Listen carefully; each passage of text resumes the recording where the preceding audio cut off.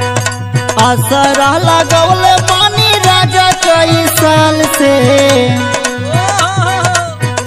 हाँ हाँ आसरा लगौले पानी राजा कई साल से।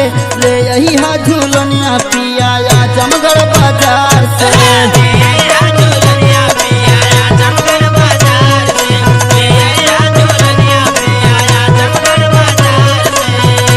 अरे आजमगढ़ बाजार से हो आजमगढ़ बाजार से।